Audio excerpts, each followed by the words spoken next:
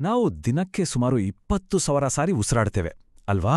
ಆದ್ರೆ ಆ ಪ್ರತಿಯೊಂದು ಉಸಿರಿನಲ್ಲೂ ನಮ್ಮ ಆರೋಗ್ಯ, ನಮ್ಮ ಮನಸ್ಥಿತಿ, ಅಷ್ಟೇ ಯಾಕೆ ನಮ್ಮ ಹಣೆಬರಹವನ್ನೇ ಬದಲಾಯಿಸೋ ಒಂದು ದೊಡ್ಡ ಶಕ್ತಿ ಅಡಗಿದೆ ಅಂತ ಯಾರಿಗಾದ್ರೂ ಅನ್ಸಿದ್ಯಾ? ಬನ್ನಿ, ಸ್ವರಯೋಗ ಅನ್ನೋ ಈ ಪ್ರಾಚೀನ ವಿಜ್ಞಾನ ಈ ರಹಸ್ಯವನ್ನ ಹೇಗೆ ನಮ್ಮ ಮುಂದೆ ಇಡುತ್ತೆ ಅಂತ ನೋಡೋಣ. ಇದೆಲ್ಲ ಶುರುವಾಗೋದೇ ಒಂದು ತುಂಬಾನೇ ಸರಳವಾದ ಪ್ರಶ್ನೆಯಿಂದ. ಅದರ ಬಗ್ಗೆ ನಾವು ಹೆಚ್ಚಾಗಿ ತಲೆ ಕೆಡಿಸ್ಕೊಂಡಿರೋದಿಲ್ಲ. ಪ್ರಶ್ನೆ ಏನಂದ್ರೆ, ಉಸಿರಾಡೋಕೆ ಒಂದೇ ಮೂಗಿನ ಹೊಳ್ಳೆ ಸಾಕಿತ್ತು ಅಲ್ವಾ? ಹಾಗಿದ್ರೆ ಪ್ರಕೃತಿ ನಮ್ಗೆ ಎರಡನ್ನ ಯಾಕೆ ಕೊಡ್ತು? ಆ ಪ್ರಶ್ನೆಗೆ ಉತ್ತರ ಎಲ್ಲೋ ಇಲ್ಲ, ನಮ್ಮ ಉಸಿರಲ್ಲೇ ಇದೆ.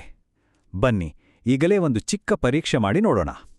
ನಿಮ್ಮ ಬಾಯನ್ನ ಮುಚ್ಚಿ, ನಿಮ್ಮ ಕೈಯನ್ನ ಮೂಗಿನ ಕೆಳಗೆ ಇಟ್ಕೊಂಡು ನಿಧಾನವಾಗಿ ಉಸಿರನ್ನ ಹೊರಗೆ ಬಿಡಿ.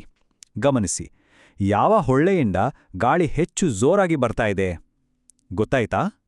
ಈಗ ನೀವೇನು ಗಮನಿಸಿದ್ರೋ ಅದೇ ಸ್ವರ ಯೋಗದ ಮೊದಲ ಹೆಜ್ಜೆ. ಯಾವ ಹೊಳ್ಳೆಯಿಂದ ಉಸಿರು ಹೆಚ್ಚು ರಭಸವಾಗಿ ಬರ್ತಾ ಇದೆಯೋ ಅದು ನಮ್ಮ ದೇಹ ಮತ್ತು ಮನಸ್ಸಿನ ಈಗಿನ ಸ್ಥಿತಿ ಹೇಗಿದೆ ಅನ್ನೋದ್ರ ಬಗ್ಗೆ ಒಂದು ಸ್ಪಷ್ಟವಾದ ಸುಳಿವು ಕೊಡ್ತಾ ಇರುತ್ತೆ. ಒಂದ್ ವೇಳೆ ನಿಮ್ಮ ಎಡಮೂಗಿನ ಹೊಳ್ಳೆಯಿಂದ ಉಸಿರು ಜೋರಾಗಿ ಬರ್ತಾ ಇದ್ರೆ ಅದರರ್ಥ ನಿಮ್ಮ ದೇಹ ಈಗ ತುಂಬಾನೇ ಶಾಂತವಾಗಿದೆ, ವಿಶ್ರಾಂತಿಯಲ್ಲಿದೆ ಅಂತ. ಅದೇ ಬಲ ಹೊಳ್ಳೆ ಪ್ರಬಲವಾಗಿದ್ರೆ ನೀವು ಹೆಚ್ಚು ಚಟುವಟಿಕೆಯಿಂದ, ಶಕ್ತಿಯುತವಾಗಿ ಅಥವಾ ಸ್ವಲ್ಪ ಮಾನಸಿಕ ಒತ್ತಡದಲ್ಲಿ ಇರ್ಬೋದು. ಇದು ಕೇವಲ ನಮ್ಮ ದೇಹದ ಒಂದು ವಿಚಿತ್ರ ಪ್ರಕ್ರಿಯೆ ಅಷ್ಟೇ ಅಲ್ಲ, ಇದು ಉಸಿರಾಟದ ಮೂಲಕವೇ ನಮ್ಮ ಇಡೀ ಜೀವನವನ್ನ ನಿರ್ವಹಿಸೋಕೆ ಕಲಿಸಿಕೊಡುವ ಒಂದು ಅದ್ಭುತ ವಿಜ್ಞಾನ. ಅದೇ ಸ್ವರಯೋಗದ ಅಡಿಪಾಯ. ಸ್ವರಯೋಗದ ಪ್ರಕಾರ ನಮ್ಮ ಉಸಿರು ಕೇವಲ ಬದುಕೋಕೆ ಬೇಕಾದ ಆಮ್ಲಜನಕ ಅಲ್ಲ, ಅದು ನಮ್ಮ ದೇಹದ ಒಳಗಿನ ಲಯವನ್ನ, ಈ ಇಡೀ ಬ್ರಹ್ಮಾಂಡದ ಲಯದ ಜೊತೆ ಸೇರಿಸೋ ಒಂದು ಸೇತುವೆ ಇದ್ದಾನೆ. ನಮ್ಮ ಎರಡೂ ಮೂಗಿನ ಹೊಳ್ಳೆಗಳು ಎರಡೂ ಬೇರೆ ಬೇರೆ ಶಕ್ತಿಯ ದ್ವಾರಗಳು. ಎಡಹೊಳ್ಳೆ ಅಂದ್ರೆ ಇಡಾನಾಡಿ, ಇದು ಚಂದ್ರನ ಶಕ್ತಿ, ಅಂದ್ರೆ ದೇಹವನ್ನ ತಂಪಾಡಿಡುತ್ತೆ. ಬಲಹೊಳ್ಳೆ ಅಂದ್ರೆ ಪಿಂಗಳನಾಡಿ, ಇದು ಸೂರ್ಯನ ಶಕ್ತಿ, ಅಂದ್ರೆ ದೇಹಕ್ಕೆ ಉಷ್ಣತೆ ಮತ್ತು ಶಕ್ತಿಯನ್ನ ಕೊಡುತ್ತೆ. ಹೌದು, ಪ್ರಾಚೀನ ಯೋಗಿಗಳು ಇದನ್ನೇ ನಂಬಿದ್ರು. ಈ ಇಡೀ ವಿಶ್ವದಲ್ಲಿ ಒಂದೇ ಒಂದು ದೊಡ್ಡ ಉಸಿರು ಹರಿಯುತ್ತಿದೆ, ನಾವು ತೆಗೆದುಕೊಳ್ಳುವ ಪ್ರತಿಯೊಂದು ಉಸಿರು ಅದರದ್ದೇ ಒಂದು ಚಿಕ್ಕ ಭಾಗ ಅಂತ. ನಮ್ಮ ಪುಟ್ಟ ಉಸಿರನ್ನ ಅರ್ಥ ಮಾಡ್ಕೊಂಡ್ರೆ ನಾವು ಬ್ರಹ್ಮಾಂಡದ ದೊಡ್ಡ ರಹಸ್ಯಗಳನ್ನೇ ಅರ್ಥ ಮಾಡ್ಕೊಳ್ಬಹುದು. ಸಾಮಾನ್ಯವಾಗಿ ನಮ್ಗೆ ಕೋಪ ಬಂದಾಗ ಅಥವಾ ಬೇಜಾರಾದಾಗ ನಮ್ಮ ಉಸಿರಾಟ ಬದಲಾಗತ್ತೆ ಅಂತ ನಾವು ಅಂದ್ಕೊಂಡಿರ್ತೇವೆ ಅನ್ವಾ? ಆದ್ರೆ ಸ್ವರಯೋಗ ಹೇಳೋದು ಅದರ ಉಲ್ಟಾ. ಮೊದಲು ನಮ್ಮ ಉಸಿರಾಟದಲ್ಲಿ ಬದಲಾವಣೆ ಆಗುತ್ತೆ, ಆಮೇಲೆ ಅದಕ್ಕೆ ತಕ್ಕ ಭಾವನೆ ಹುಟ್ಕೊಳ್ಳುತ್ತೆ. ಯೋಚನೆ ಮಾಡಿ, ಇದರರ್ಥ ನಮ್ಮ ಉಸಿರನ್ನ ನಾವು ನಿಯಂತ್ರಿಸಿದ್ರೆ ನಮ್ಮ ಭಾವನೆಗಳನ್ನು ನಾವು ನಿಯಂತ್ರಿಸ್ಬೋದು.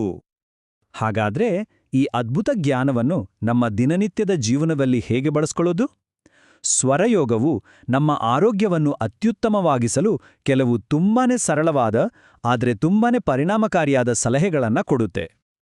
ಉದಾಹರಣೆಗೆ ನೋಡಿ, ಊಟ ಮಾಡುವಾಗ ನಿಮ್ಮ ಬಲ ಹೊಳ್ಳೆ ಅಂದ್ರೆ ಸೂರ್ಯನಾಡಿ ಆಕ್ಟಿವ್ ಆಗಿದ್ರೆ ಜೀರ್ಣಕ್ರಿಯೆ ಚೆನ್ನಾಗಿ ಆಗುತ್ತೆ. ಅದೇ ರೀತಿ ನೀರು ಕುಡಿಯುವಾಗ ಎಡಹೊಳ್ಳೆ ಅಂದ್ರೆ ಚಂದ್ರನಾಡಿ ಆಕ್ಟಿವ್ ಆಗಿದ್ರೆ ದೇಹವು ಅದನ್ನ ಸರಿಯಾಗಿ ಹೀರ್ಕೊಳ್ಳುತ್ತೆ.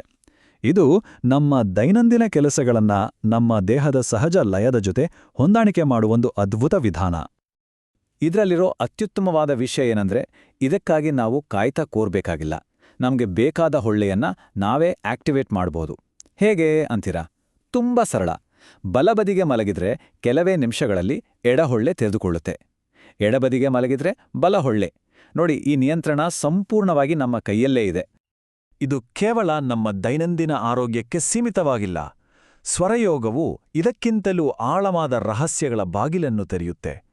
ನಮ್ಮ ಉಸಿರಿಗೂ ನಮ್ಮ ಕರ್ಮಕ್ಕೂ ಮತ್ತು ನಮ್ಮ ಹಣೆಬರಹಕ್ಕೂ ಇರುವ ಆ ಅವಿನಾಭಾವ ಸಂಬಂಧವಾದ್ರೂ ಏನು? ಬನ್ನಿ, ಈಗ ಅದನ್ನ ತಿಳಿಯೋಣ. ಸ್ವರಯೋಗದಲ್ಲಿ ಉಸಿರನ್ನ ಮಹಾಕಾಲ ಅಂತ ಕರೀತಾರೆ, ಅಂದ್ರೆ ಕಾಲದ ಒಡೆಯ. ಇದರ ಅರ್ಥ ಏನೋ ಗೊತ್ತಾ? ನಮ್ಮ ಉಸಿರಾಟವನ್ನ ನಾವು ನಿಯಂತ್ರಿಸೋಕ್ ಶುರು ಮಾಡಿದ್ರೆ ನಾವು ಅನುಭವಿಸುವ ಸಮಯದ ವೇಗವನ್ನೇ ನಾವು ಬದಲಾಯಿಸ್ಬೋದಂತೆ. ನಮ್ಮ ಜೀವನದ ಗತಿಯನ್ನೇ ನಿಯಂತ್ರಿಸೋ ಕೀಲಿಕೈಯುರು. ನಮ್ಮ ಜೀವನ 3 ತರಹದ ಕರ್ಮಗಳಿಂದ ನಡೆಯುತ್ತೆ. ನಾವು ಹಿಂದಿನ ಜನ್ಮಗಳಿಂದ ತಂದಿರೋ ಕರ್ಮ, ಈ ಜನ್ಮದಲ್ಲಿ ನಾವು ಅನುಭವಿಸಲೇಬೇಕಾದ ಹಣೆಬರಹ, ಮತ್ತು ನಾವು ಈಗ ಈ ಕ್ಷಣದಲ್ಲಿ ಮಾಡ್ತಾ ಇರೋ ಹೊಸ ಕರ್ಮ. ಆದ್ರೆ ಸ್ವರಯೋಗ ಒಂದು ಅದ್ಭುತ ಭರವಸೆ ಕೊಡುತ್ತೆ. ನಮ್ಮ ಹಣೆಬರಹ ಅನ್ನೋದು ಕಲ್ಲಿನ ಮೇಲೆ ಕೆತ್ತಿದ ಅಕ್ಷರವಲ್ಲ, ಅದನ್ನ ಬದಲಾಯಿಸೋಕೆ ಸಾಧ್ಯವಿದೆ. ಯಾಕಂದ್ರೆ ನಮ್ಮ ಕರ್ಮ ನಮ್ಮ ಜೀವನದೊಳಗೆ ಬರೋದೇ ಈ ಉಸಿರಾಟದ ದಾರಿಯಲ್ಲಿ. ಹಾಗಾಗಿ ನಾವು ಆ ಉಸಿರಾಟದ ದಾರಿಯನ್ನೇ ಬದಲಾಯಿಸ್ಬಿಟ್ರೆ ಆ ಕರ್ಮದ ಪರಿಣಾಮವನ್ನೇ ಬದಲಾಯಿಸಬಹುದಲ್ವೇ? ಒಂದು ಶಾಂತವಾದ ಉಸಿರು ಶಾಂತವಾದ ಫಲಿತಾಂಶವನ್ನ ತರಬಹುದು. ಒಂದು ಶಕ್ತಿಯುತ ಉಸಿರು ಒಂದು ಶಕ್ತಿಯುತ ಫಲಿತಾಂಶವನ್ನ ತರಬಹುದು.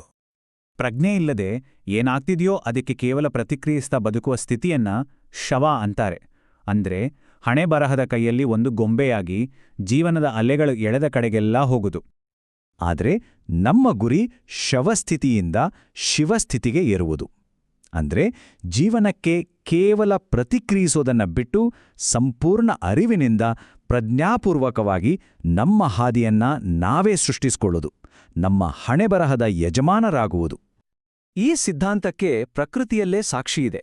ನಾಯಿ ಥರ ವೇಗವಾಗಿ ಉಸಿರಾಡೋ ಪ್ರಾಣಿಗಳಿಗಿಂತ ಆಮೆಯ ಹಾಗೆ ತುಂಬಾನೇ ನಿಧಾನವಾಗಿ ಉಸಿರಾಡೋ ಪ್ರಾಣಿಗಳು ಹೆಚ್ಚು ಕಾಲ ಬದುಕ್ತವೆ. ಅಂದ್ರೆ ಉಸಿರಾಟದ ಗತಿಗೂ ಜೀವಿತಾವಧಿಗೂ ನೇರ ಸಂಬಂಧವಿದೆ. ಹಾಗಾದ್ರೆ ಇಲ್ಲಿಂದ ನಾವು ತೆಗೆದುಕೊಂಡು ಹೋಗಬೇಕಾದ ಕೊನೆಯ ಆಲೋಚನೆ ಏನು? ನಮ್ಮ ಮುಂದಿನ ಉಸಿರು ಕೇವಲ ಜೀವ ಉಳಿಸುವ ಗಾಳಿಯಲ್ಲ, ಅದು ನಮ್ಮ ಭವಿಷ್ಯವನ್ನು ಸೃಷ್ಟಿಸುವ ಒಂದು ಸಾಧನ.